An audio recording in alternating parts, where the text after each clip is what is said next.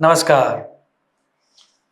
बहुत सारे लोग ये प्रश्न पूछते रहते हैं कि हम तो रेंटेड हाउस में रहते हैं, तो हम पर वास्तु के जो रूल्स है वह लागू होंगे या नहीं होंगे?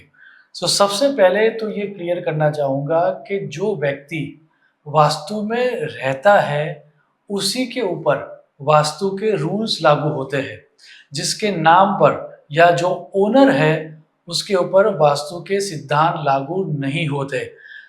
ऋग्वेद में एक शब्द आता है वास्तुस्पते, और उसको समझाते हुए सायणाचार्य ने कमेंट्री लिखी है। वो लिखते हैं वास्तुस्पते गृहस्य पालयित्र देवाः, अर्थात जो वास्तु में रहता है उसी को वास्तु के नियम लागू होते हैं। अब माना कि आप किराए के घर पर रह रहे हो, तो वास्तु के सभी रूल्स एंड रेगुलेशन शायद आप फॉलो न कर पाओ। कुछ तरह के स्ट्रक्चरल चेंजेस करना आपके हाथ में न भी हो, लेकिन फिर भी हमें ज़्यादा से ज़्यादा वैसे घर को चूज करना चाहिए जहाँ पर वास्तु के सिद्धांत खरे उतरते हो। याद रहे, मानसार में ऐसा स्पष्ट कहा गया है कि जिस वास्तु में गुण या मेरिट्स ज़्यादा हो, वैसा वास्तु 100% वास्तु की तरह ही रिजल्ट देता है, और वैसा वास्तु जिसमें अवगुण ज़्यादा हो, गुण कम हो, वैसे वास्तु को प्रयत्न करके छोड़ देना चाहिए। वो आपका हो या रेंटेड हो, दोनों अवस्था में। आप मानसार का श्लोक देखें। अल्पदोषम गुणाधिक्यम दोषाय न भवेद गृहम, दोषाधिक्यम गुण अल्पत्वम गृहम अंते विवर्जयेत। अर्थात हमें ऐसा रेंटेड हाउस ढूंढना चाहिए जिसमें गुण ज्यादा हो और दोष कम हो।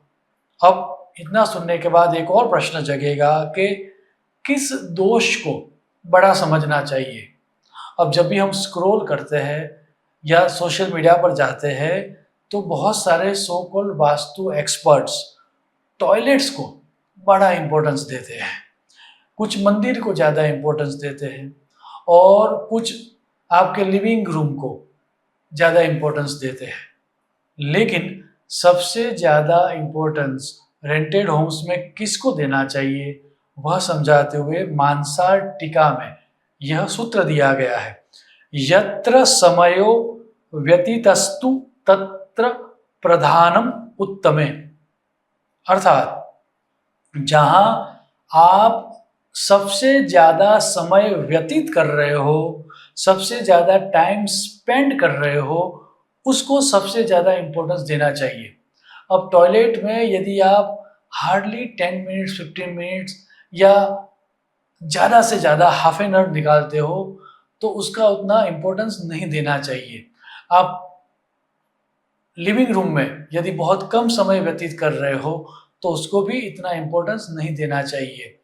ना ही यदि आप सिर्फ मंदिर के नाम पर एक फ़ोटो रखते हो और हार्डली 5 या 10 मिनट्स देते हो, और यदि वो गलत भी है तो उसको इतना इम्पोर्टेंस नहीं देना चाहिए। सबसे ज़्यादा इम्पोर्टेंस रेंटेड होम में यदि किसी को देना हो, तो बेडरूम को या फिर सोने की जगह को देना चाहिए। और उसके लिए वैसा घर जहाँ पर bedroom south, south west, west या फिर नॉर्थ ऑफ नॉर्थ वेस्ट में हो, वैसा घर पसंद करना चाहिए।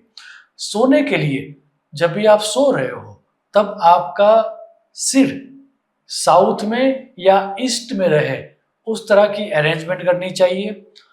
खाने के लिए जो जगह हम चूज करते हैं वो किचन, तो बेडरूम के बाद देखना चाहिए हमें किचन और डाइनिंग रूम को। किचन जो आपका रेंटेड होम है, उसमें यदि ईस्ट, साउथ ईस्ट, साउथ या नॉर्थ वेस्ट में हो तो वह शुभ कहलाता है। डाइनिंग रूम ईस्ट और वेस्ट में कहीं पर भी हो, वह शुभ परिणाम देता है। ड्राइंग रूम साउथ या साउथ वेस्ट को छोड़ के किसी भी दिशा में हो, उसको अच्छा ही माना गया है। पूजा रूम सिर्फ और सिर्फ साउथ वेस्ट में या साउथ में न होकर किसी भी डायरेक्शन में हो तो उसको भी शुभ माना गया है।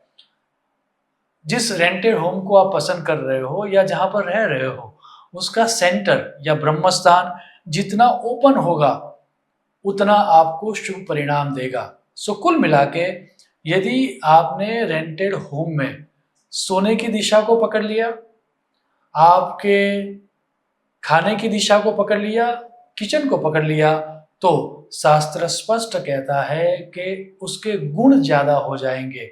और जिस वास्तु में गुण ज्यादा हो और अवगुण कम हो, उसको 100% शुभ वास्तु ही मानना चाहिए, ऐसा स्पष्ट शास्त्रों में कहा गया है। सो नेक्स्ट टाइम जब भी आपको रेंटेड घर को पसंद करना हो, या फिर यदि आप ऑलरेडी रेंटेड होम में रह रहे हो, तो इतने नियमों को यदि आप ध्यान रखोगे तो आप सुनिश्चित वास्तु के शुभ परिणामों को प्राप्त करोगे। शुभम भवतु। प्रणाम।